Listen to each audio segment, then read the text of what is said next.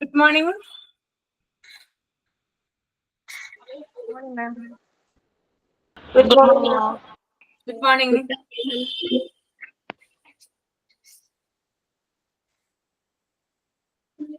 All of you, good morning. Good morning, ma'am. Good morning, ma'am. Morning. Morning, ma'am. Good morning, ma'am. Good morning. Breakfast ഒക്കെ കഴിച്ചു എല്ലാവരും? Good morning, ma'am. Good morning. Yes, ma'am. Practical class എങ്ങനെ ഉണ്ടായിരുന്നു? Practicals നന്നായിരുന്നു. നല്ലതായിരുന്നു. Okay. മിസ്സിനെ കണ്ടില്ലായിരുന്നു. എന്നെ അന്വേഷിച്ചോ നിങ്ങള്? പിന്നെ മിസ്സിനെ അന്വേഷിച്ചോണ്ടിരിക്കുവോ? ആരും എന്നോട് പറഞ്ഞില്ലല്ലോ എന്നൊക്കെ. ആദ്യ മാമിനോട് ചോദിച്ചിട്ടുണ്ടായിരുന്നല്ലോ. അതെയോ? പറഞ്ഞില്ല കേട്ടോ. പക്ഷേ ഞങ്ങള് ചോദിച്ചു, മിസ്സിനെ എനിക്ക് മിസ് ചെയ്തു. മിസ് ചെയ്തോ? മാമിനെയും കണ്ടില്ല, രണ്ടുപേരെയും കണ്ടില്ല. രണ്ടുപേരെയും കണ്ടില്ല അല്ലേ? ഓക്കെ, സാറില്ല, കോൺവെക്കേഷന് കാണാം കേട്ടോ. ഓക്കെ. ഞാൻ ഹോസ്പിറ്റലിൽ പോയിട്ടുണ്ടായിരുന്നു എറണാകുളത്ത്, അതുകൊണ്ടാണ് കാണാൻ പറ്റാതിരുന്നേ.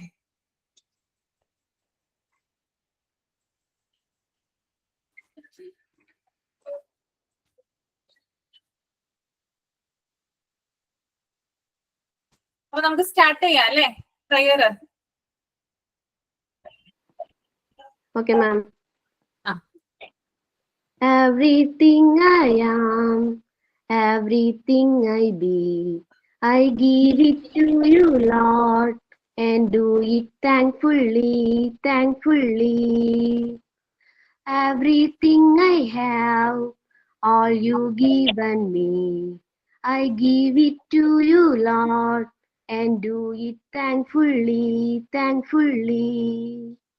Every song I sing, every praise I bring, everything I do is a gift to you, is a gift to you. Okay, ma'am. Okay. Then sign in. Sign in, Jaya ma'am. Good morning, Adira ma'am, Ashwini ma'am. Good morning, all. Today I am going to sign in Ashwini ma'am class by singing a number song. 1, 2, 3, 4, 5. Once I got a fish alive. 6, 7, 8, 9, 10. Then I let it go again. Why did you let it go? Because it bit my finger so. Which finger did it bite? The little finger on my right. The little finger on my right. Thank you all. Have a great day. Ma'am, thought of the day. Good morning, Ashwini ma'am and my dear friends. Today I am sharing a educational thought of Mahatma Gandhi. The object of basic education is the physical, intellectual and moral development of children through the medium of handicraft. കരകൗശല വസ്തുക്കളുടെ മാധ്യമത്തിലൂടെ കുട്ടികളുടെ ശാരീരികവും ഭൗതികവും ധാർമ്മികവുമായ വികാസമാണ് അടിസ്ഥാന വിദ്യാഭ്യാസത്തിന്റെ ലക്ഷ്യം. Thank you. Okay.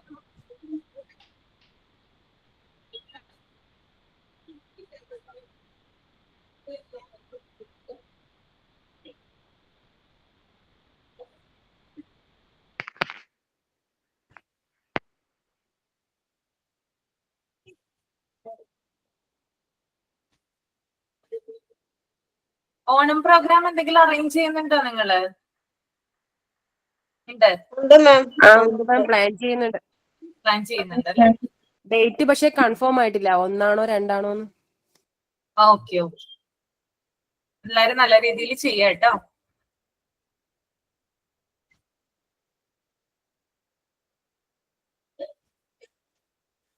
നമ്മുടെ 5th ചാപ്റ്റർ കംപ്ലീറ്റ് ആയില്ലേ? ഡെവലപ്മെന്റ് പ്രൊഫൈല് കംപ്ലീറ്റ് ആയി മാം. കംപ്ലീറ്റ് ആയി. ഞാൻ എടുക്കാൻ പോകുന്ന ചാപ്റ്റർ മാമിയുടെ അസൈൻമെന്റ് പറഞ്ഞായിരുന്നു, ക്ലാസ് റൂമിൽ ഇടാന്ന് പറഞ്ഞിട്ട് ഇട്ടിട്ടില്ല. ഇട്ടിട്ടില്ല. നിങ്ങളൊരു കാര്യം ചെയ്താൽ മതി, അത് ക്ലാസ് റൂമിൽ ഇടണ്ട, ആക്ടിവിറ്റി ആയിട്ട് ചെയ്താൽ മതി കേട്ടോ. മാം അത് ആക്ടിവിറ്റി ആയിട്ട് ചെയ്യാനാ പറഞ്ഞത്. ആക്ടിവിറ്റി ആയിട്ട് ചെയ്താൽ മതി, അസൈൻമെന്റ് ആയിട്ട് ചെയ്യണ്ട. എന്നിട്ട് എന്നെ കാണിച്ചാൽ മതി. നിങ്ങൾ ആരെങ്കിലും ചെയ്തിട്ടുണ്ടോ? ചെയ്തു വെച്ചിട്ടുണ്ടോ? യെസ് മാം, ചെയ്തിട്ടുണ്ട്. ചെയ്തിട്ടുണ്ടെങ്കിൽ ഒന്ന് കാണിക്കുക കേട്ടോ, പ്രസന്റ് ചെയ്യാം. ഇപ്പോഴോ? ആ. ഓക്കെ മാം, ഒരു സെക്കൻഡ് എടുത്തോട്ടെ കേട്ടോ. ഓക്കെ.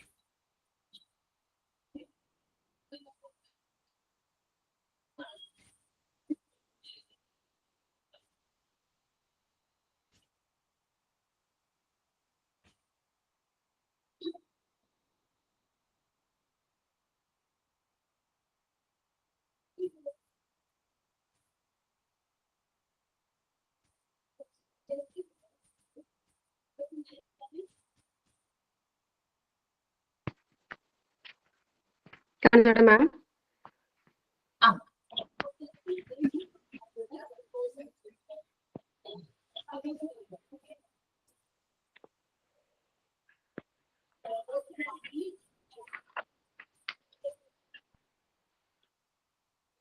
കാണുന്നുണ്ട് മാം. കാണുന്നുണ്ട്, പക്ഷെ ബ്ലറായിട്ട് കാണുക. തെളിഞ്ഞിട്ടില്ല റിൻഡ, തെളിഞ്ഞിട്ടില്ല.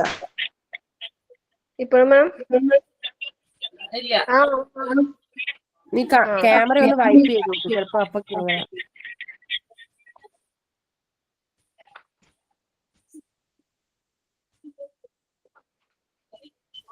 എന്തിനെ കുറിച്ചായിരുന്നു ഇത്? അറ്റൻഡൻസ് രജിസ്റ്റർ ആണോ? ഇതിനെ കുറിച്ചായിരുന്നു അസൈൻമെന്റ് തന്നിരുന്നത്? ബയോഡേറ്റ. ബയോഡേറ്റ ആണല്ലേ? Okay okay, biodata. Job application job application letter. ആ, എല്ലാവർക്കും എഴുതാൻ പറ്റുന്നുണ്ട്. അത് പ്രയാസമൊന്നുമില്ലല്ലോ എഴുതുന്നതിനായിട്ട്? ആ ഫോർമാറ്റിൽ തന്നെയാണ് ചെയ്യുന്നത്, അല്ലെങ്കിൽ വേറെ ഫോർമാറ്റ് ഉപയോഗിക്കുന്നുണ്ടോ? ആ ഫോർമാറ്റ് തന്നെ മാം ചെയ്തിട്ടുണ്ട്. ഓക്കെ, അപ്പൊ ചെയ്ത് വെച്ചാ മതി കേട്ടോ. എല്ലാവരും തന്നെ കയ്യിൽ വെച്ചാ മതി. ഓക്കെ. നിങ്ങള് പ്രാക്ടിക്കലിന് വന്നപ്പോ എന്തെങ്കിലും റെക്കോർഡ്സോ അസൈൻമെന്റോ അങ്ങനെ എന്തെങ്കിലും കൊണ്ടുവന്നായിരുന്നോ? കൊണ്ടുവന്ന് സൈൻ ചെയ്തു തന്നല്ലേ? ഓക്കെ.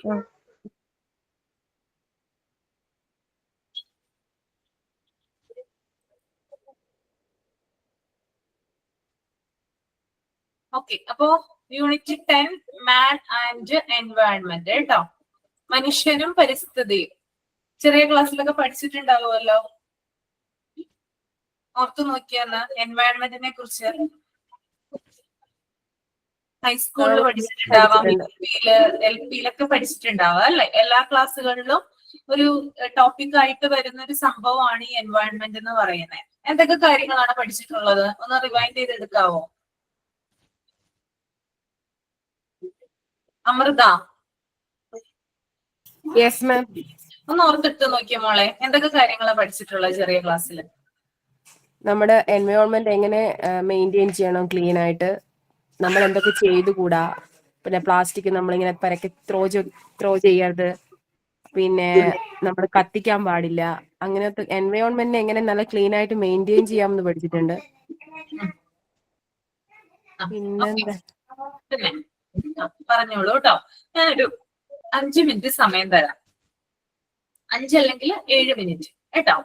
അതിനുള്ളില് നിങ്ങൾ എൻവയൺമെന്റിനെ കുറിച്ച് എഴുതണം. നിങ്ങൾക്ക് അറിയാവുന്ന കാര്യങ്ങൾ മാത്രം എഴുതിയാൽ മതി. എന്താണ് എൻവയൺമെന്റ്? എൻവയൺമെന്റ് മെയിൻറ്റെയിൻ ചെയ്യേണ്ട ആവശ്യകത എന്താണ്? അതുപോലെ തന്നെ എൻവയൺമെന്റിനെ ബാധിക്കുന്ന പ്രശ്നങ്ങൾ എന്താണ്? ഓക്കെ, അപ്പൊ ഫസ്റ്റ് എന്താണ് എൻവയൺമെന്റ് എന്ന് എഴുതാം. രണ്ടാമത്തേത് എൻവയൺമെന്റ് മെയിൻറ്റെയിൻ ചെയ്യേണ്ട ആവശ്യകത എന്താണ്? മൂന്നാമത്തേത് എൻവയൺമെന്റിനെ ബാധിക്കുന്ന പ്രശ്നങ്ങൾ എന്താണ്? 3 കാര്യങ്ങളും കിട്ടിയോ? ക്യാച്ച് ചെയ്യാൻ പറ്റിയോ? മനസ്സിലായോ? ഒന്നും കൂടി പറയാം.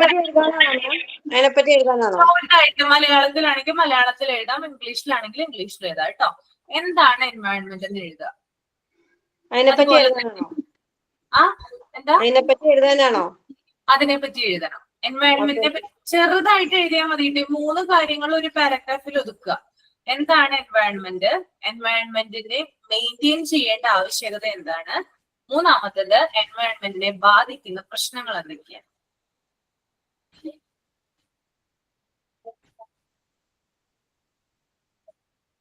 ഇത് 3 ഒരൊറ്റ പാരഗ്രാഫിൽ എഴുതുക. എനിക്ക് എഴുതാൻ പറ്റില്ല, എന്നാ പറഞ്ഞാൽ മതി. പറഞ്ഞാ മതി. റീജയുടെ കൈ ഓക്കെ ആയോ? എഴുതാൻ പറ്റില്ല, കയ്യേ ശരിയായിട്ടില്ല, പറഞ്ഞാ മതി. എന്താണ്? അത് എനിക്ക് എഴുതാൻ പറ്റില്ല, കയ്യ് ശരിയായിട്ടില്ല, അപ്പം പറഞ്ഞാ മതിയോ? ശരിയായിട്ടില്ല അല്ലേ? പ്ലാസ്റ്റർ അയച്ചിട്ടില്ല? പ്ലാസ്റ്റർ ഇട്ടാക്കിയല്ലേ കയ്യമ്മേ? ആ ക്ലാസ് കഴിച്ചു, ഒരു സാധനം കൂടെ കയറ്റിയിട്ടുണ്ട്, അത് 2 ആഴ്ചയും കൂടെ വേണം, എന്നിട്ട് സെറ്റാവും. ഓക്കെ ഓക്കെ, എഴുതണ്ട റീജ, എഴുതണ്ട കേട്ടോ, പറഞ്ഞാ മതി. മാം ഇംഗ്ലീഷ് ആണോ? ഇംഗ്ലീഷ് എഴുതാം, മലയാളം എഴുതാം, ഇഷ്ടപ്പെട്ടത് എഴുതാം. നിങ്ങൾക്ക് നിങ്ങൾക്ക് ഇഷ്ടമുള്ള ലാംഗ്വേജ് ഏതാണോ അത് ചൂസ് ചെയ്യാം. രണ്ടാമത്തെ ക്വസ്റ്റ്യൻ ഒന്നുകൂടെ പറഞ്ഞു. എൻവയൺമെന്റ് മെയിൻറ്റെയിൻ ചെയ്യേണ്ട ആവശ്യകത എന്താണ്? അതാണ് രണ്ടാമത്തേത്. എന്താണ് environment? Second one, environment maintain ചെയ്യേണ്ട ആവശ്യകത എന്താണ്? തേർഡ് വൺ, എൻവയൺമെന്റിൽ ഉണ്ടാകുന്ന പ്രശ്നങ്ങൾ എന്തൊക്കെയാണ്?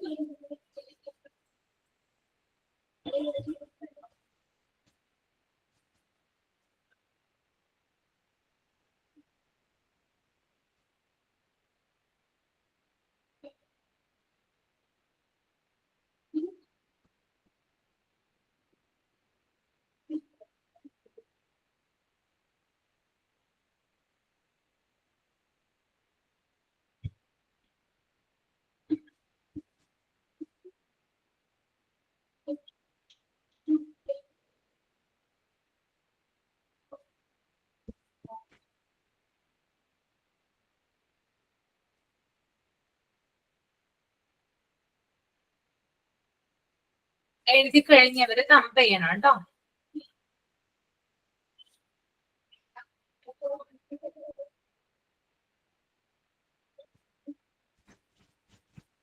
അമ്പതൊക്കെ എഴുതി കഴിഞ്ഞു അല്ലേ? ആ മാം, ഒന്ന് റേറ്റ് ജസ്റ്റ് ചെയ്യാം. പോയിന്റ്സ് മാത്രമേ ഉള്ളൂ. ഓക്കെ. നമ്മൾ ജീവിക്കുന്ന ആ ഒരു ചുറ്റുപാട്, അതാണല്ലോ എൻവയോൺമെന്റ്. അപ്പൊ നമ്മൾ ജീവിക്കുന്ന ആ ഒരു ചുറ്റുപാട്, നമ്മുടെ സറൗണ്ടിങ്സിനെ മൊത്തമാണ് നമ്മൾ എൻവയോൺമെന്റ് എന്ന് പറയുന്നത്.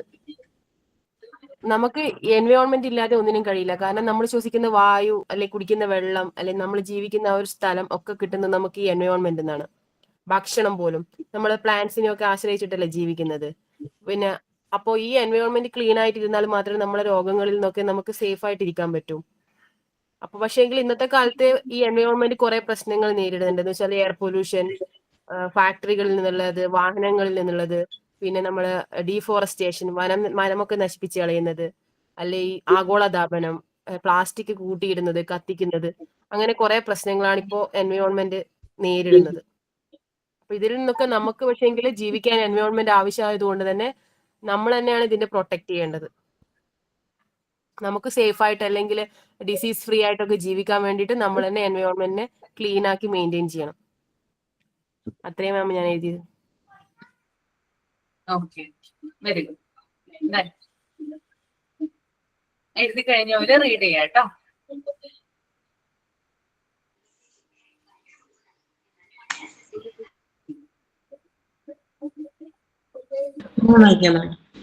തന്നെ ചോദിച്ചു. നമ്മൾ ജീവിക്കുന്ന ചുറ്റുപാടിനെയാണ് എൻവയോൺമെന്റ് എന്ന് പറയുന്നത്. എൻവയോൺമെന്റിൽ എല്ലാത്തരം ജീവജാലങ്ങളും ഉൾപ്പെടുന്നു. നമ്മുടെ പരിസ്ഥിതി സംരക്ഷിക്കേണ്ടത് നമ്മുടെ ഓരോരുത്തരുടെയും ഉത്തരവാദിത്തമാണ്. നമ്മളെപ്പോലെ തന്നെ മറ്റെല്ലാ ജീവജാലങ്ങൾക്കും എൻവയോൺമെന്റിൽ ജീവിക്കാൻ അവകാശമുണ്ട്. എങ്കിൽ മാത്രമേ സന്തുലിതാവസ്ഥയുണ്ടാകൂ. പരിസ്ഥിതി സംരക്ഷിച്ചില്ലെങ്കിൽ അത് വളരെയേറെ പ്രശ്നങ്ങൾക്ക് കാരണമായി തീരും. അതായത് പകർച്ചവ്യാധികള്, എയർ പൊല്യൂഷൻ, ഈ വണ്ടികളുടെ അമിത ഉപയോഗം കാരണം റോഡിൽ കൂടെ പോകുമ്പോൾ ഒരുപാട് ശ്വാസകോശ രോഗങ്ങളൊക്കെ എല്ലാവർക്കും ഉണ്ടായിക്കൊണ്ടിരിക്കുന്നുണ്ട്. അതുപോലെ പ്ലാസ്റ്റിക് അധികം നമ്മളൊക്കെ കേട്ടിട്ടുള്ളതാണ്. പണ്ട് ഈ പ്ലാസ്റ്റിക് കത്തിച്ച് ഓസോൺ പാളിയിൽ വിള്ളലുണ്ടായ ഇതൊക്കെ. പിന്നെ ലാൻഡ് പൊല്യൂഷൻ, മണ്ണിലേക്ക് വേസ്റ്റുകൾ വലിച്ചെറിയുന്നത് മൂലം ധാരാളം പകർച്ചവ്യാധികളൊക്കെ ഉണ്ടാകുന്നുണ്ട്. അത് ഗുരുതരമായ രോഗങ്ങൾക്കൊക്കെ കാരണമായി തീരുന്നുണ്ട്. അത്ര എഴുതിയിട്ടുള്ളൂ. മാം ഞാൻ വായിക്കാം. ആ, ജീവനുള്ളതും ജീവനില്ലാത്തതുമായ എല്ലാ ഘടകങ്ങളും ഉൾക്കൊള്ളുന്നതാണ് പരിസ്ഥിതി. ഇതിൽ വായു, വെള്ളം, മണ്ണ്, സസ്യങ്ങൾ, മൃഗങ്ങൾ, മനുഷ്യർ എന്നിവയെല്ലാം ഉൾക്കൊള്ളുന്നു. മാലിന്യം തള്ളാതിരിക്കുന്നതിലൂടെയും പഴയ വസ്തുക്കൾ പുനരുപയോഗം ചെയ്യുന്നതിലൂടെയും മരങ്ങൾ നട്ടുപിടിപ്പിക്കുന്നതിലൂടെയും നമുക്ക് നമ്മളെ പരിസ്ഥിതിയെ സഹായിക്കാനാകും. ചെയ്യുന്ന ഓരോ ചെറിയ പ്രവൃത്തിയും നമ്മൾ എല്ലാവരും ഒരുമിച്ച് പ്രവർത്തിക്കുകയാണെങ്കിൽ നമ്മൾ പരിസ്ഥിതിക്ക് വലിയ മാറ്റങ്ങൾ ഉണ്ടാവും. ഫാക്ടറി, പഴയ വസ്തുക്കൾ കത്തിക്കുന്നത് മൂലം അന്തരീക്ഷത്തിൽ വായു മലിനീകരണം ഉണ്ടാകുന്നു. രാസവസ്തുക്കളുടെ കൂടുതൽ ഉപയോഗം മൂലം മണ്ണിന്റെ ഘടകങ്ങളൊക്കെ നശിച്ചു പോകുന്നു. പിന്നെ മരങ്ങളൊക്കെ വെട്ടി നശിപ്പിക്കുന്നത് മൂലം മണ്ണുൽപാദനം, മണ്ണ് കുത്തനെ ഒലിച്ചു പോകുന്നുണ്ട്. അതാണ് നമുക്കിങ്ങനെ ഈ മലകൾ പോലെയൊക്കെ കുത്തിയിടിഞ്ഞു പോയില്ലേ മണ്ണുകളുടെ ഉപയോഗം മൂലം, അതെല്ലാം നടക്കുന്നുണ്ട്. പിന്നെ ഇതിനെല്ലാം എതിരായിട്ട് നമ്മളെല്ലാവരും കൂടി നമ്മളെ ഗ്രഹത്തെ എല്ലാവർക്കും സുരക്ഷിതമായ ആരോഗ്യത്തെയും നിലനിർത്തേണ്ടത് നമ്മളെല്ലാവരുടെ ഓരോ കടമയാണ്. എഴുതിക്കല്ല, വെറുതെ പറഞ്ഞതാണ്.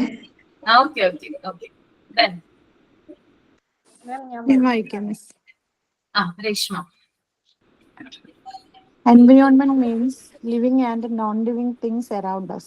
We must keep our surroundings clean because the polluted environment is harmful to all living things. The polluted environment causes disease to us. Polluted water, air, soil is affecting the living things. Factory waste pollute our water. The large number of vehicles produce carbon monoxide that polluted our air. Plastic and chemical fertilizers also polluted our nature. മാം, ഇതിലൊരു കാര്യമുണ്ട്. പ്രകൃതിയെ എങ്ങനെ സംരക്ഷിക്കാന്ന് കൂടി പറഞ്ഞിട്ടില്ല. സജീവികളെ സംരക്ഷിക്കുക, മരങ്ങൾ വെച്ച് പിടിക്കുക, ജലം മലിനമാകാതിരിക്കുക, മലകൾ ഇടിച്ചു നിർത്താതിരിക്കുക, ജലാശയങ്ങൾ സംരക്ഷിക്കുക, അന്തരീക്ഷം മലിനമാകാതിരിക്കുക, വയലുകൾ മണ്ണിട്ട് നികത്താതിരിക്കുക, പ്രകൃതി വിഭവങ്ങളുടെ അമിത ഉപയോഗം കുറക്കുക. ഇതൊക്കെ ചെയ്യുമ്പോൾ ഒരുവിധം പ്രകൃതിയൊക്കെ സംരക്ഷിക്കാൻ നമുക്ക്. ഓക്കെ. Then, ഞാൻ വായിക്കാം മാം.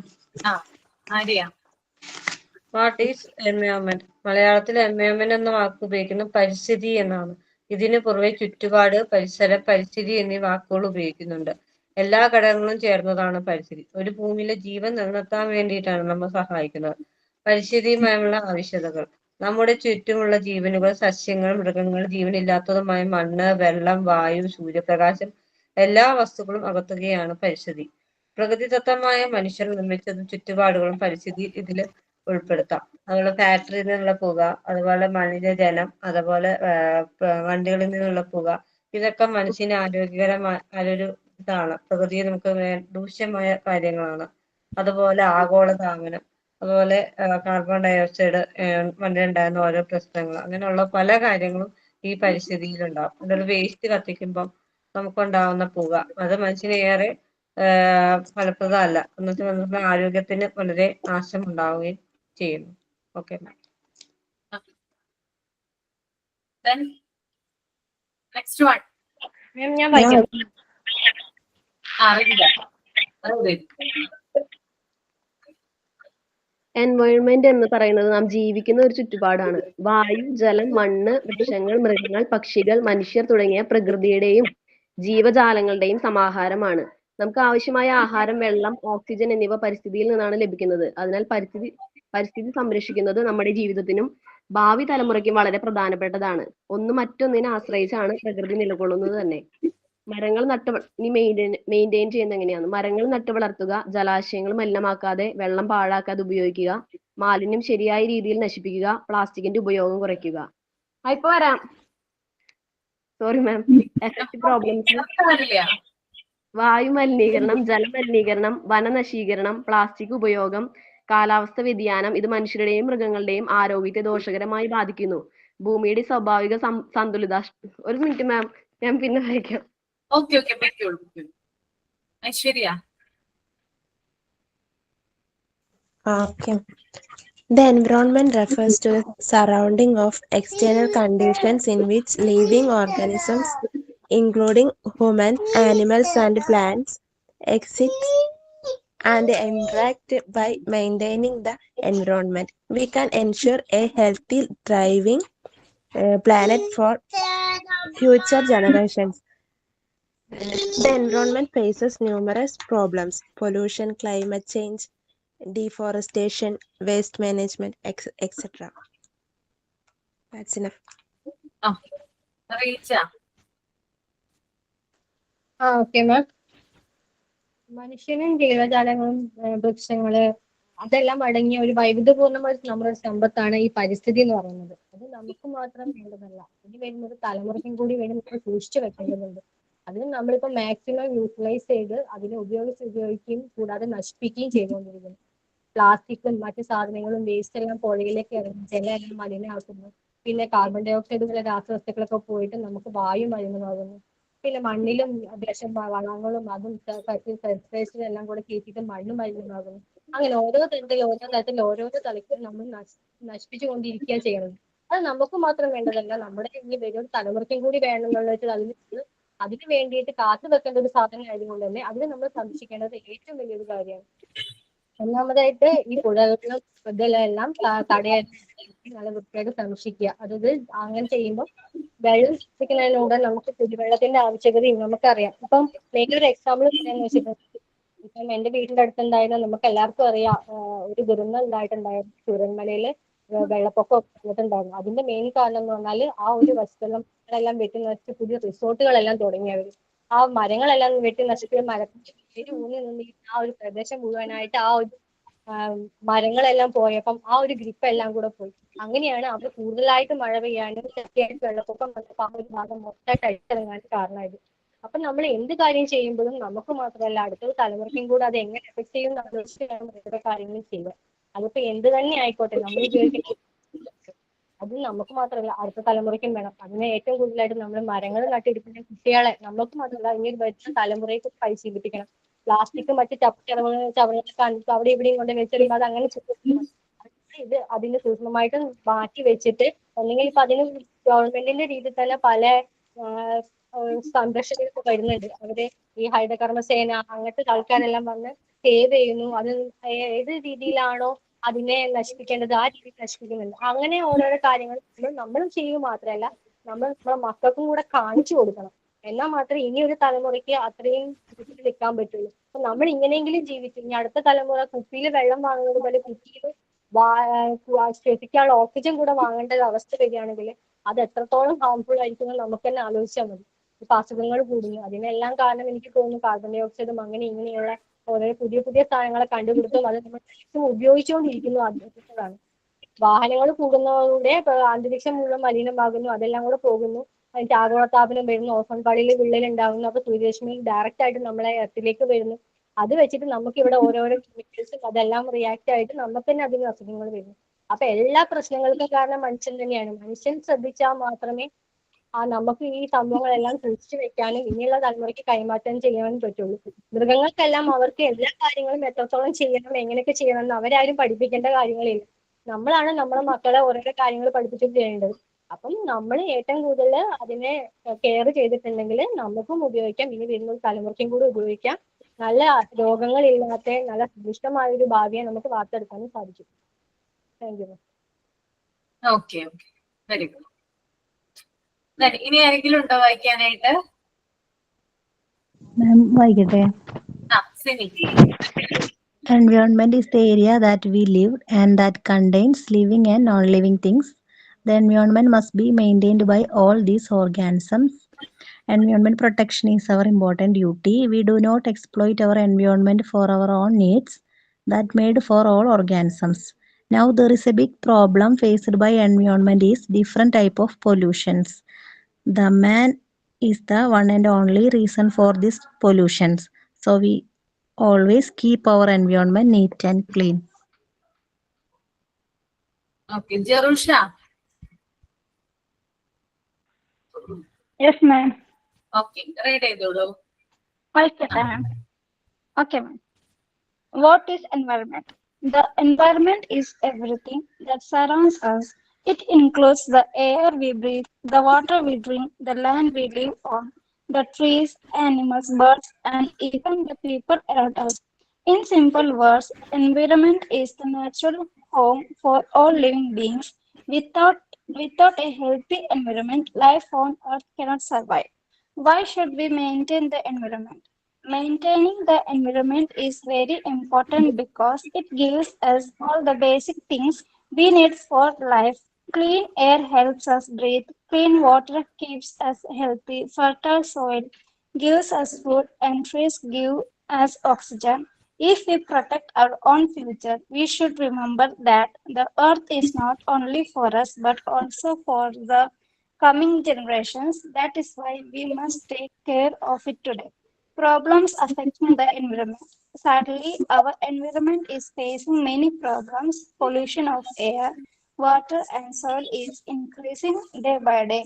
Cutting down trees, known as deforestation, destroys forests and makes animals lose their homes. Plastic waste is filling our rivers and oceans, harming sea animals.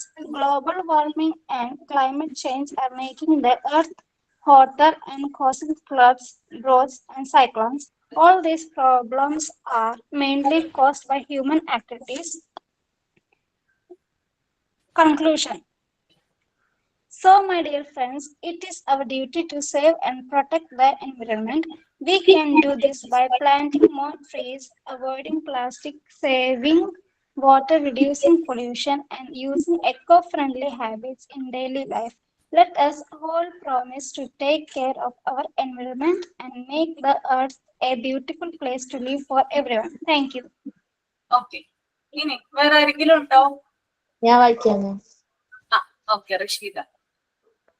ഈ ഭൂമിയിൽ ജീവിക്കുന്ന എല്ലാ ജീവജാലങ്ങളും പരിസ്ഥിതിക്ക് കീഴിലാണ്. പ്രകൃതിയുടെ മനോഹാരിതയും പ്രാധാന്യം മനസ്സിലാക്കി അതിനെ സംരക്ഷിക്കാനും നമ്മൾ ഓരോരുത്തരും പ്രതിജ്ഞയെടുക്കണം. നമ്മുടെ ഭൂമി ഇന്ന് ഒട്ടേറെ വെല്ലുവിളികൾ നേരിടുന്നു. കാലാവസ്ഥ വ്യതിയാനം, വനനശീകരണം, മലിനീകരണം, ജൈവ വൈവിധ്യത്തിന്റെ നാശം തുടങ്ങിയ പ്രശ്നങ്ങൾ നമ്മുടെ നിലനിൽപ്പിനെ തന്നെ ചോദ്യം ചെയ്യുന്നു. ഈ പ്രശ്നങ്ങൾക്കെല്ലാം കാരണം മനുഷ്യന്റെ അനിയന്ത്രിതമായ പ്രകൃതി ചൂഷണമാണ്. നമ്മുടെ പൂർവികർ പ്രകൃതിയെ ആരാധിച്ചിരുന്നു. എന്നാൽ ഇന്ന് നാം പ്രകൃതിയെ ചൂഷണം ചെയ്യുന്നു, നശിപ്പിക്കുകയും ചെയ്യുന്നു. ഈ മനോഭാവം മാറ്റേണ്ട സമയം കഴിഞ്ഞു. പ്രകൃതിയെ സ്നേഹിക്കാനും സംരക്ഷിക്കാനും നാം ഓരോരുത്തരും ചെറിയ കാര്യങ്ങൾ ശ്രദ്ധിച്ചാൽ പോലും വലിയ മാറ്റങ്ങൾ ഉണ്ടാക്കാൻ കഴിയുന്നു. കൂടുതൽ മരങ്ങൾ നട്ടുപിടിപ്പിക്കുക, പ്ലാസ്റ്റിക് ഉപയോഗം കുറയ്ക്കുക, മരങ്ങൾ നട്ടുപിടിപ്പിക്കുക, ജലം പാഴാക്കാതിരിക്കുക, ഊർജം സംരക്ഷിക്കുക. കഴിഞ്ഞു മാം. ഓക്കെ. അപ്പോ ഇനിയിപ്പോ എന്തുകൊണ്ടാണ് നിങ്ങളോട് ഇത് എഴുതാനുള്ള കാരണം എന്ന് നിങ്ങൾ വിചാരിക്കും. എന്തുകൊണ്ടാണ് ഇത് എഴുതാനായിട്ട് പറഞ്ഞതെന്നല്ലേ? അപ്പൊ നിങ്ങൾ ആ ഫസ്റ്റ് പേജ് ഒന്ന് റീഡ് ചെയ്യൂ. അപ്പൊ മനസ്സിലാവും എന്തുകൊണ്ടാണ് ടീച്ചർ ഈ ഒരു കാര്യം നിങ്ങളോട് പറഞ്ഞത് കേട്ടോ. ഓക്കെ, ഫസ്റ്റ് പേജ് കേട്ടോ.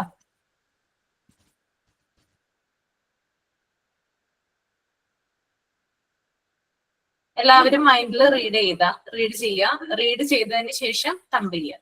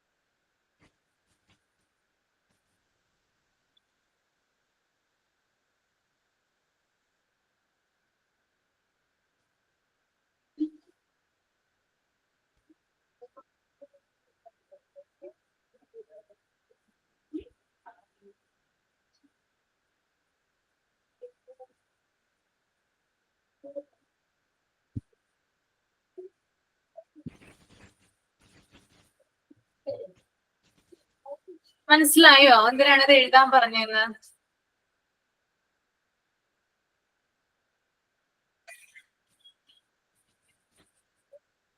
മനസ്സിലായല്ലേ? Very good.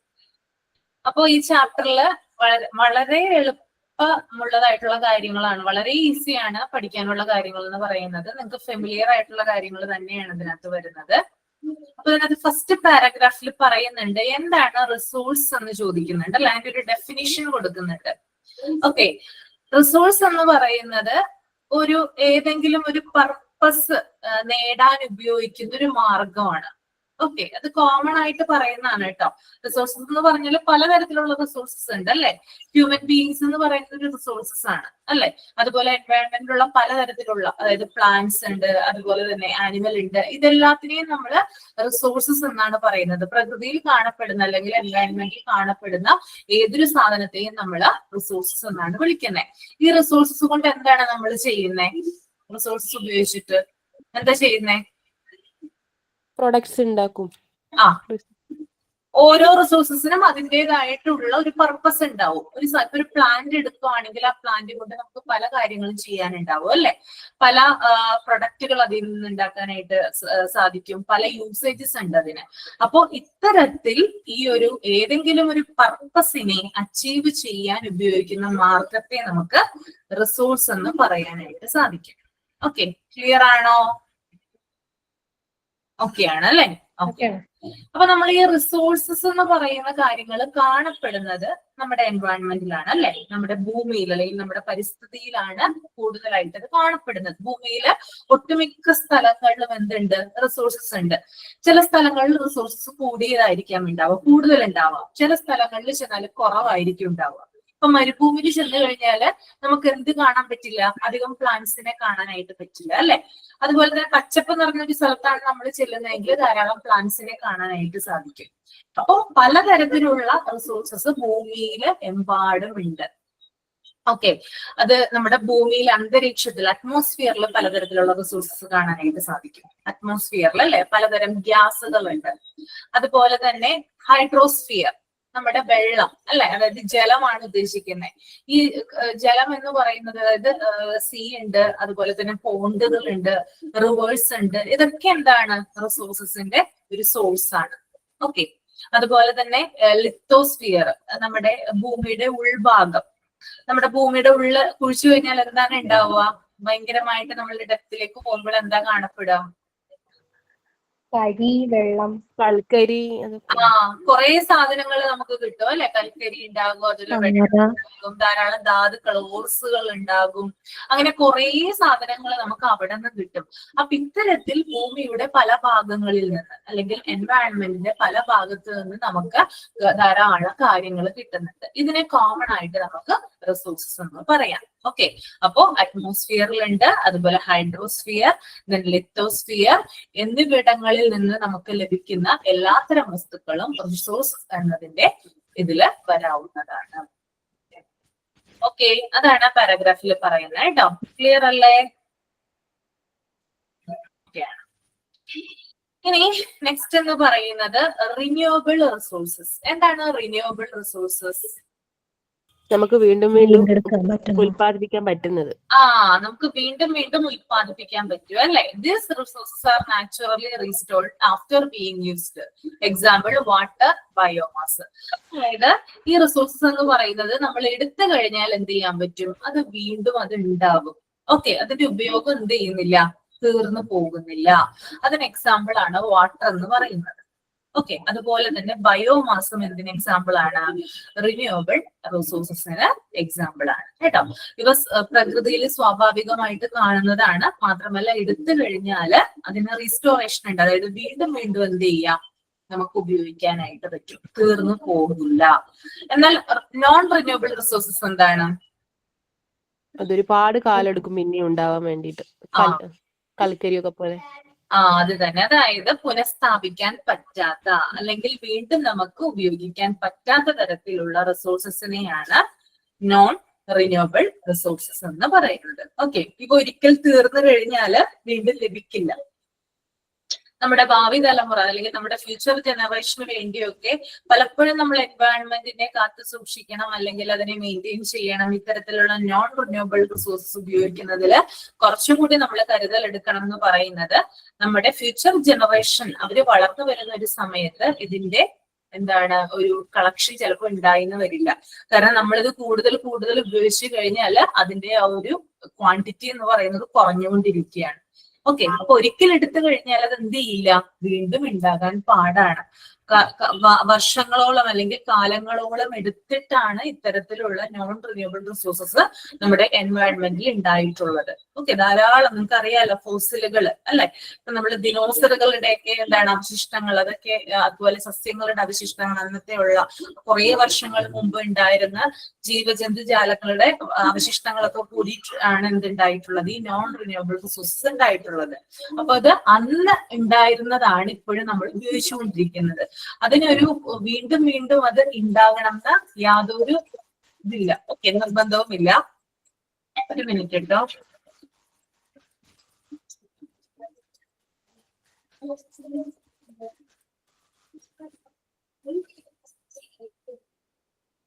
ഓക്കെ, അപ്പൊ അത്തരത്തിൽ എന്താണ് ഈ ഒരു ഒരിക്കൽ തീർന്നാല് നമുക്ക് വീണ്ടും ലഭ്യമാകാത്തവയെ നമുക്ക് നോൺ റിന്യൂവബിൾ റിസോഴ്സസിന്റെ ഗണത്തിൽ പെടുത്താവുന്നതാണ് കേട്ടോ. അതിന്റെ എക്സാമ്പിൾ ആണ് ഒന്ന് ഫ്യൂവൽസ്, ഫോസിൽ ഇന്ധനങ്ങള്, പിന്നെ ഓർസ്, മെറ്റൽസ്, ധാതുക്കള്, ലോഹങ്ങള്, ഇതൊക്കെ നോൺ റിന്യൂവബിൾ റിസോഴ്സിന് എക്സാമ്പിൾ ആണ്. ഓക്കെ, ക്ലിയർ അല്ലേ? ക്ലിയർ ആണ് മാം.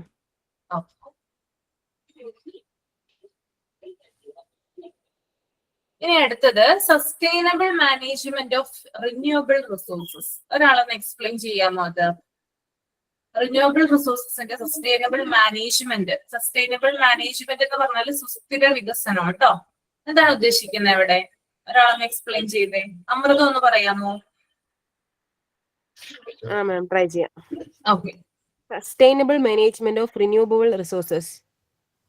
The primary concern in the sustainable management of renewable resources is to secure that the rate at which it's begun, replenished or regenerated. നമ്മുടെ ഈ പുനരുൽപ്പാദിപ്പിക്കാൻ കഴിയുന്നത് റിസോഴ്സുകളുടെ നമ്മുടെ സുസ്ഥിരമായ വികസനം എന്താണെന്ന് വെച്ചാൽ അവരെ ഒരു നിശ്ചിത കാലത്തിനുള്ളിൽ വീണ്ടും നമുക്ക് ഉപയോഗിക്കാൻ കഴിയണം. This means that water should not be withdrawn from wells at a faster rate than the rate which rainwater is replenishing underground storage system. നമുക്ക് ഇപ്പൊ ഒരു കിണറിൽ നിന്ന് നമ്മളിപ്പോ വെള്ളം ഉപയോഗിക്കുമ്പോൾ നമ്മൾ ഉപയോഗിച്ച അത്രയും ഫാസ്റ്റിലായിട്ട് തന്നെ അത് ഇപ്പം വരണം എന്നില്ലല്ലോ. In the same way, the number of trees cut down should not outstrip the number of new trees planted. നമ്മളിപ്പോ എത്രയാണോ മരം മുറിച്ച് കളയുന്നത് അത്രേ തന്നെ നമ്മൾ മരം വെച്ച് പിടിപ്പിക്കേണ്ട ആവശ്യമുണ്ട്. ഇപ്പൊ നമ്മൾ പണ്ട് പറയില്ലേ, ഒരു മരം മുറിച്ചാൽ പകരം 2 മരം വെക്കണം.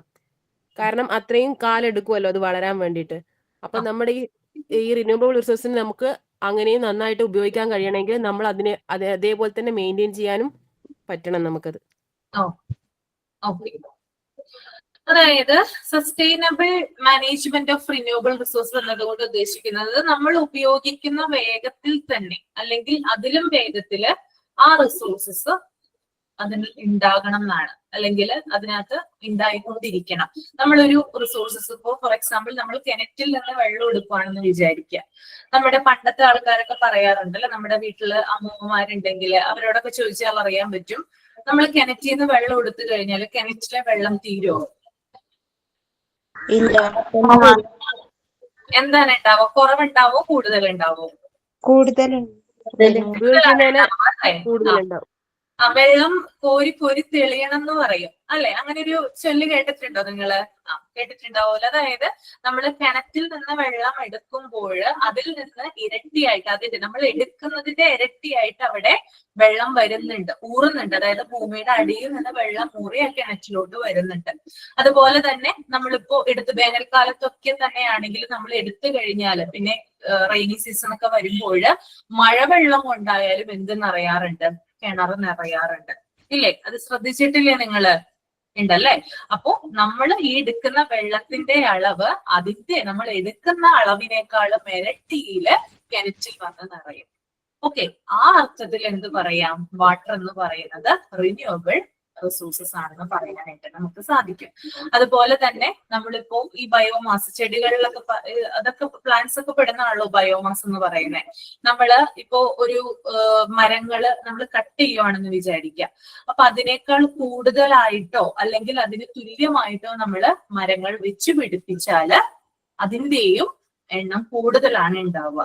ഓക്കെ, നമ്മൾ ചിലപ്പോൾ മരങ്ങൾ കട്ട് ചെയ്യാം, ചിലപ്പോൾ സ്വാഭാവികമായിട്ട് എന്ത് ചെയ്യാം, എൻവയോൺമെന്റിൽ മരങ്ങൾ ഉണ്ടായെന്ന് വരാം. നമ്മളിപ്പോ നടാതെ തന്നെ എന്ത് ചെയ്യാം, അറിയാലോ പല കാര്യങ്ങളിലൂടെ എന്ത് ചെയ്യാണ്, വിത്ത് പൊട്ടി മുളച്ച് സസ്യങ്ങൾ ഉണ്ടാവുന്നുണ്ടല്ലോ. നിങ്ങൾ ബയോളജിയിലൊക്കെ പഠിക്കുന്നുണ്ടാകും. പല പ്രോസസ്സല്ല അതിനകത്ത് നടക്കുന്നേ. കേട്ടിട്ടില്ലേ നിങ്ങള്? കാറ്റ് വഴിയുള്ള പരാഗണം എന്നൊക്കെ പറഞ്ഞ് കേട്ടിട്ടില്ലേ? കുറേയധികം ഉണ്ട്. അതായത് നമ്മളിപ്പോ ഒരു വിത്ത് നടേണ്ട ആവശ്യമില്ല, അതിന് പകരമായിട്ട് പല സോഴ്സസ് അല്ലെങ്കിൽ പല മാർഗങ്ങളിലൂടെ ഒരു വിത്ത് ഭൂമിയിൽ വന്ന് പെടാനും അതുപോലെ തന്നെ അത് മുളയ്ക്കാനും കാരണമാകും. അപ്പൊ സ്വാഭാവികമായിട്ട് ഉണ്ടാകുന്നതുണ്ട്, അതുപോലെ തന്നെ മനുഷ്യര് വെച്ച് പിടിപ്പിക്കുന്നതുണ്ട്. അപ്പൊ ഇത്തരത്തില് നമ്മള് ഇത് മെയിൻറ്റെയിൻ ചെയ്ത് പോകുന്നത് കൊണ്ട് അതിന്റെ ഒരു കുറവ് ഭൂമിയിൽ അനുഭവപ്പെടുന്നില്ല. That is sustainable management of renewable resources. Okay, clear അല്ലേ? ഇനി നമുക്ക് അടുത്തതിലോട്ട് പോകാം. തനുജ ഒന്ന് വായിച്ചേ, sustainable management of non renewable resources. The process of non-renewable resource management differ from that of renewable resource management. ഇതില് നോൺ റിന്യൂവബിൾ റിസോഴ്സ് മാനേജ്മെന്റിനെക്കാളും അതിൽ നിന്നും വ്യത്യാസപ്പെട്ടിട്ടാണ് റിന്യൂവബിൾ റിസോഴ്സ് മാനേജ്മെന്റ് ഉള്ളത്. The salient feature of a non-renewable resource is that they can be drained. The more we use, the less remains. Non renewable റിസോഴ്സസിൽ നമ്മൾ ഉപയോഗിക്കുന്ന കാര്യങ്ങൾ നമ്മൾ അളവ് കുറച്ചിട്ട് വേണം ഉപയോഗിക്കാൻ, പാഴാക്കി കളയരുത്. അങ്ങനെയല്ലേ മാം? അതെ അതെ. The earth is basically a closed system. Earth എന്ന് പറയുന്നത് ബേസിക്കലി ക്ലോസ്ഡ് ആയിട്ടുള്ള ഒരു സിസ്റ്റം ആണ്. The amount of matter in the earth system is fixed. അതില് എമൗണ്ട് എന്ന് പറയുന്നത്, അളവെന്ന് പറയുന്നത് ഫിക്സ് ചെയ്ത് വെച്ചിരിക്കുന്നതാണ്. The existing solid earth resources are all that we have and probably all we all ever have. എന്ന് വെച്ചാൽ എന്തോ ഞാൻ പറഞ്ഞോളാം കേട്ടോ. Okay. Sustainable management of non renewable resources എന്ന് പറഞ്ഞാല് നമ്മൾക്ക് ഇവ ഒരിക്കൽ തീർന്നു കഴിഞ്ഞാൽ വീണ്ടും ഉണ്ടാകില്ല. അതാണ് അതിന്റെ പ്രത്യേകത എന്ന് പറയുന്നത്. പിന്നെ കൂടുതൽ ഉപയോഗിച്ചാൽ അത് കുറയുകയും ഒടുവിൽ തീരുകയും ചെയ്യും. ഓക്കെ. നമ്മൾ കൂടുതലായിട്ട് ഈ ഒരു റിസോഴ്സസ്, നോൺ റിന്യൂവബിൾ റിസോഴ്സസ് ഉപയോഗിച്ച് കഴിഞ്ഞാൽ എന്താണ് ഉണ്ടാവുക? അത് കുറയുകയും പിന്നെ ഒടുവിൽ തീർന്നു പോവുകയും ചെയ്യും. പിന്നെ അതുപോലെ തന്നെ നമ്മുടെ എൻവയൺമെന്റ്, നമ്മുടെ ഭൂമിയിലുള്ള ധാതുക്കള്, അല്ലെ, ധാതുക്കള്, അതുപോലെ തന്നെ ലോഹങ്ങൾ, ores and metals, then fossil ഇന്ധനങ്ങളും എന്താണ്, വളരെയധികം ലിമിറ്റഡ് ആണ്. Okay. That is sustainable management of non renewable resources. അത്രയും മാത്രമുള്ളൂ അത് മനസ്സിലാക്കാൻ. ഓക്കെ. അപ്പൊ ഇത് രണ്ടും ക്ലിയർ അല്ലേ? ഓക്കെ ആണോ എല്ലാവർക്കും? ഓക്കെ ആണ്. അടുത്തത് എൻവയൺമെന്റ് പൊല്യൂഷൻ ആണ്.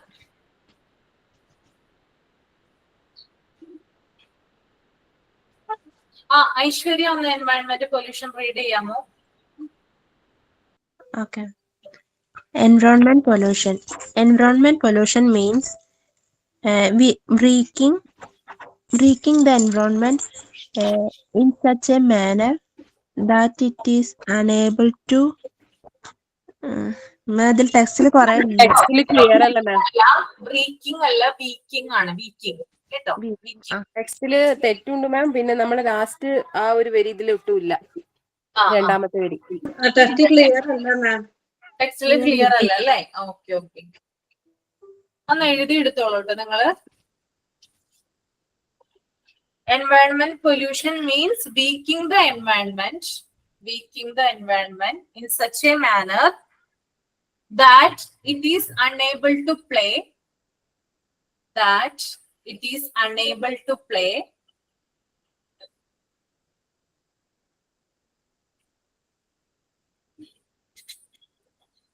Its role properly.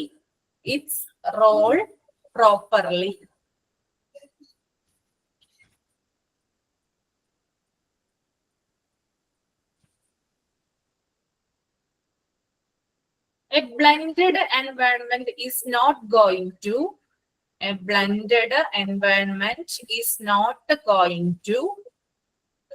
Then ഉണ്ടല്ലോ ടെക്സ്റ്റില് മെയിൻറ്റെയിൻ തുടങ്ങിയിട്ടുണ്ടല്ലോ. ഉണ്ട് മാം. A blended environment is not going to.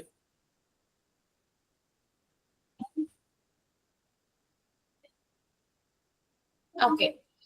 അപ്പൊ അത് ഞാനൊന്ന് പറയാം. അതായത് എൻവയൺമെന്റ് പൊല്യൂഷൻ എന്ന് പറയുന്നത് നമ്മുടെ എൻവയൺമെന്റിനെ തകർക്കുന്ന രീതിയിൽ നടക്കുന്ന ഒരു പൊല്യൂഷൻ അല്ലെങ്കിൽ മലിനീകരണത്തെയാണ് എൻവയൺമെന്റ് പൊല്യൂഷൻ എന്ന് പറയുന്നത്.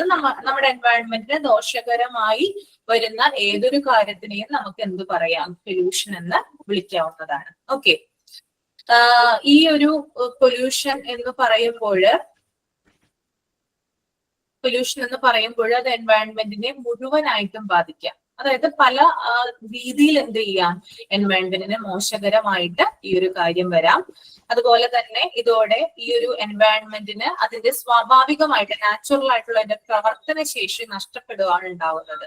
ഓക്കെ, ഏതൊരു കാര്യങ്ങള്, അതായത് നമ്മൾക്ക് പലതരത്തിലുള്ള കാര്യങ്ങൾ വരാം. എൻവയൺമെന്റിനെ ഒന്നോ രണ്ടോ കാര്യങ്ങൾ മാത്രമല്ല അഫക്ട് ചെയ്യുന്നത്, ഒന്നിൽ കൂടുതൽ ഘടകങ്ങൾ എൻവയൺമെന്റിനെ അഫക്ട് ചെയ്ത് കഴിഞ്ഞാൽ that is environment pollution.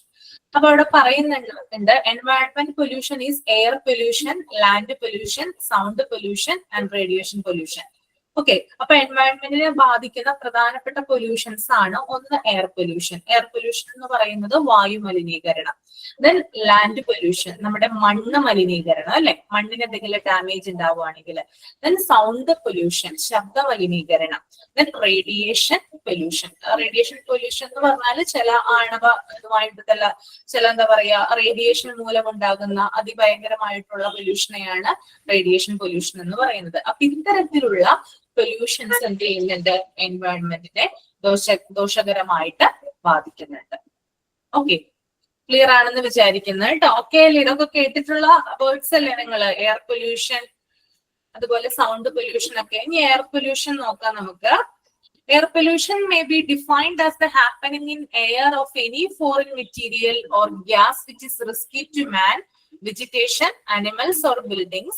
Thus, the contamination of air with the dust, smoke and harmful gases may be considered as air pollution.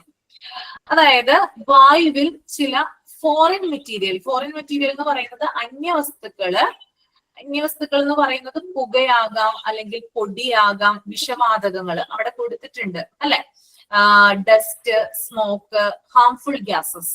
ഇത്തരത്തിലുള്ള കാര്യങ്ങള് എന്താണ് കൂടുതലായി കഴിഞ്ഞാല് അവ മനുഷ്യനും അതുപോലെ തന്നെ ആനിമൽസിനും പ്ലാന്റ്സിനും ബിൽഡിങ്ങുകൾക്കൊക്കെ ദോഷം ചെയ്യും. ഇതിനെ എന്തു പറയുന്നു? എയർ പൊല്യൂഷൻ എന്ന് പറയുന്നു അല്ലെ. നമ്മളിപ്പോ നമ്മുടെ പുറത്തോട്ടൊന്ന് ഇറങ്ങിക്കഴിഞ്ഞാൽ മതി, നമ്മുടെ ഭയങ്കരമായിട്ടുള്ള ട്രാഫിക് ഉള്ള സ്ഥലങ്ങളിലൊക്കെ ചെന്ന് കഴിഞ്ഞാല്, അല്ലെങ്കിൽ ഭയങ്കരമായിട്ട് വാഹനങ്ങളുള്ള സ്ഥലങ്ങളിലൊക്കെ ചെന്ന് കഴിഞ്ഞാൽ നമുക്ക് എന്ത് കാണാൻ പറ്റും? ഈ ഒരു എയർ പൊല്യൂട്ടഡ് ആയിട്ട് കാണാനായിട്ട് സാധിക്കും അല്ലെ. ധാരാളം പൊടി ഉണ്ടാകും, ധാരാളം എന്താ പറയാ ചീത്തയായിട്ടുള്ള അല്ലെങ്കിൽ ഒരു ഹാംഫുൾ ആയിട്ടുള്ള ഗ്യാസസ് ഉണ്ടാകും. അതുപോലെ തന്നെ ഈ ഒരു സ്മോക്ക്, പുക ഉണ്ടാകും. അങ്ങനെ പലതരത്തില് നമ്മുടെ വായു എന്ത് ചെയ്യുവാണ്? മലിനപ്പെടുന്നതിനെ എയർ പൊല്യൂഷൻ എന്നാണ് വിളിക്കുന്നത്. ഡൽഹിയില് ഇതിന്റെ ബുദ്ധിമുട്ട് നല്ലോണം ഉണ്ടായിട്ടുണ്ട്. എന്താണ്? ഡൽഹിയിലെ എയർ പൊല്യൂട്ടഡ് ആയിട്ട്. ഡൽഹിയില് അരവിന്ദ് കെജ്രിവാളിന്റെ കാലത്ത്, അദ്ദേഹം മുഖ്യമന്ത്രിയായിരുന്ന സമയത്ത് ഒന്നിടവിട്ട്, അതായത് ഒരു ദിവസം ഒറ്റ നമ്പറുള്ള വാഹനങ്ങള് നിരത്തിലിറങ്ങുമ്പോൾ പിറ്റേ ദിവസം ഇരട്ട നമ്പറുള്ള വാഹനങ്ങളാണ് നിരത്തിലിറക്കിയിരുന്നത്. കാരണം അത്രയും ഭയങ്കര മലിനമായിട്ടുള്ള ഒരു നഗരമാണ് ഡൽഹി എന്ന് പറയുന്നത്. അതായത് ഭയങ്കരമായിട്ട് വായു മലിനീകരണം നടക്കുന്ന ഒരു സ്ഥലമാണ്. കാരണം കൂടുതൽ ആളുകൾ അവിടെ താമസിക്കുന്നുണ്ട്.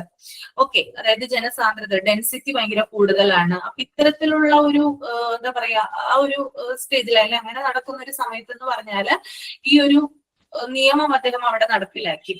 കുറച്ച് അതായത് അതിന്റെ തീവ്രത, ഡെൻസിറ്റി കുറയ്ക്കാനായിട്ട് സാധിച്ചു കേട്ടോ. കുറച്ചുകൂടി അതിന്റെ ആ ഒരു ഇങ്ങനെ ഒരു ആ വ്യക്തി ഇങ്ങനെ ഒരു നിയമം കൊണ്ടുവന്നപ്പോൾ ആ ഒരു എന്താ പറയാ ഒരു ദിവസം, അതായത് വേറെ വാഹനങ്ങൾക്കൊന്നും എന്ത് ചെയ്യാൻ പറ്റില്ല.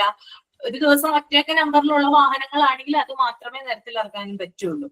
അപ്പോ ആ ഒരു വാഹനങ്ങളുടെ എണ്ണം കുറയുന്നു. അതിലൂടെ എന്താണ് കുറച്ചെങ്കിലും ആ ഒരു മലിനീകരണം കുറയ്ക്കാൻ സാധിക്കുന്നു എന്നൊരു ആശയത്തിൽ നിന്നുകൊണ്ടാണ് അദ്ദേഹം അത് നടപ്പിലാക്കിയത്. ഇപ്പോഴും അതിൻ്റെതായിട്ടുള്ള പ്രശ്നങ്ങൾ ഉണ്ട്. ഡൽഹിയിൽ നമ്മൾ ചെന്ന് കഴിഞ്ഞാൽ അവിടെ ധാരാളം ആളുകൾ ആസ്മ പേഷ്യൻസ് ആയിട്ട് മാറിയവരുണ്ട്. അതുപോലെ തന്നെ എന്താ പറയുക ലങ്സിന് ബാധിക്കുന്ന പലതരം അസുഖങ്ങൾക്കും എന്താ പറയുക ചികിത്സ തേടുന്നവരുണ്ട്.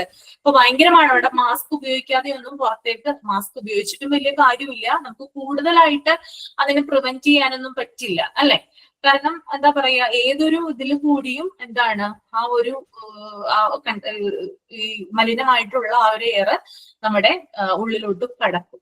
അപ്പോ അത്തരത്തില് തീരെ അതായത് അങ്ങനെയുള്ള നഗരങ്ങളിലൊക്കെയാണ് നമ്മൾ കൂടുതലായിട്ടുള്ള കാര്യങ്ങൾ ശ്രദ്ധിക്കേണ്ടത്. അപ്പോ മനുഷ്യന് ദോഷമാണ്, മനുഷ്യന് മാത്രമല്ല ആനിമൽസിനാണ്. അതുപോലെ തന്നെ മറ്റു പല കെട്ടിടങ്ങള് അങ്ങനെയുള്ള കാര്യങ്ങൾക്കൊക്കെ എന്ത് ചെയ്യാണ് ഈ ഒരു എയർ പൊല്യൂഷൻ മൂലം വലിയ രീതിയിലുള്ള നാശം സംഭവിച്ചുകൊണ്ടിരിക്കുകയാണ് കേട്ടോ.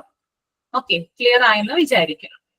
മാം, ഈ എയർ പൊല്യൂഷൻ കൊണ്ട് ഈ വാഹനങ്ങളിൽ നിന്നും പോവുക, പിന്നെ ഈ ഫയർ സ്റ്റേഷൻ പോലെയുള്ള അവിടുത്തെ കെട്ടിടങ്ങളിൽ നിന്നുള്ള പുകയൊക്കെ ഇല്ലേ? ഈ എന്താണ് മനസ്സിലായില്ല?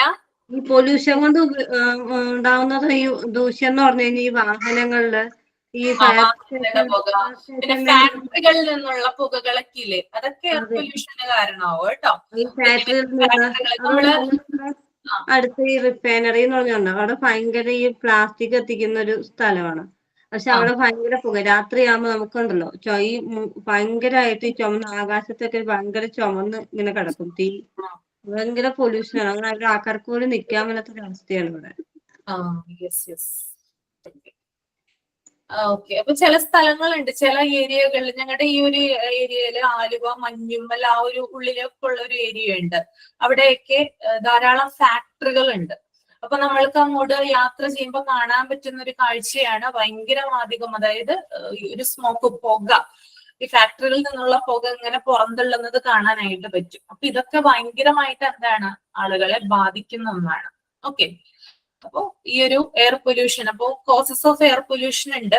കോസസ് ഓഫ് എയർ പൊല്യൂഷന്റെ താഴെ നിങ്ങൾ നോക്കിയൊന്ന് എന്തൊക്കെയാണെന്ന്. മീൻസ് ഓഫ് ട്രാൻസ്പോർട്ട്, വാഹനങ്ങൾ എയർ പൊല്യൂഷന് കാരണമാകാറുണ്ട്. ഇൻഡസ്ട്രിയലൈസേഷൻ, അതായത് വ്യവസായവൽക്കരണം, അതായത് ഈ ഒരു ഫാക്ടറികളിൽ നിന്ന് അമിതമായി ഉത്പാദിപ്പിക്കുന്ന സ്മോക്കുകള്, പിന്നെ അതുപോലെ ഇന്ധനങ്ങൾ, ഫ്യൂവലിൽ നിന്നുണ്ടാകുന്നത്, അതുപോലെ യൂസ് ഓഫ് ഇൻസെക്ടിസൈഡ്സ് എന്ന് പറഞ്ഞാല് കീടനാശിനികളുടെ അമിത ഉപയോഗം. നമ്മള് കൃഷി സ്ഥലങ്ങളിലൊക്കെ കൂടുതൽ കീടനാശിനികളൊക്കെ കൂടുതലായിട്ട് സ്പ്രെഡ് ചെയ്യുവാണെങ്കിൽ അതും എയർ പൊല്യൂഷന് കാരണമാകാറുണ്ട്. പിന്നെ അതുപോലെ തന്നെ ഡീഫോറസ്റ്റേഷൻ, വനനശീകരണം, കൂടുതലായിട്ട് നമ്മള് മരങ്ങള് കട്ട് ചെയ്യുന്നത്. Then lack of proper disposal of garbage, പിന്നെ അതുപോലെ തന്നെ മാലിന്യങ്ങൾ, വേസ്റ്റ് വരുന്ന സാധനങ്ങള് ശരിയായി സംസ്കരിക്കാത്തത്. അപ്പൊ ഇത്രയുമാണ് എയർ പൊല്യൂഷന്റെ കോസസ് ആയിട്ട് വരുന്നത്. ഓക്കെ, ക്ലിയർ ആണോ? എയർ പൊല്യൂഷൻ ഓക്കെ അല്ലേ? Okay ma'am. ഓക്കെ. അപ്പോ എത്രയും വരെ ഇന്ന് എടുത്താൽ മതി. ഇനി നമുക്ക് നെക്സ്റ്റ് ക്ലാസ്സിൽ കണ്ടിന്യൂ ചെയ്യാം കേട്ടോ. സൈൻ ഔട്ട് പറഞ്ഞോളൂ കേട്ടോ. എല്ലാവർക്കും ക്ലാസ് ക്ലിയർ ആയെന്ന് വിചാരിക്കും. മാം ഞാൻ പറയാം മാം. Okay. Thank you, Ashwati ma'am, for your valuable class, and thank you all my dear friends to attend this class. Today I sign out this class by one of the important quote of Dr. Maria Montessori. The great gift we can give our children are the roots of responsibility and the wings of independence. Thank you. Okay. Thank you. Thank you, ma'am. Okay. Thank you, ma'am. Thank you. Thank you, ma'am. Thank you.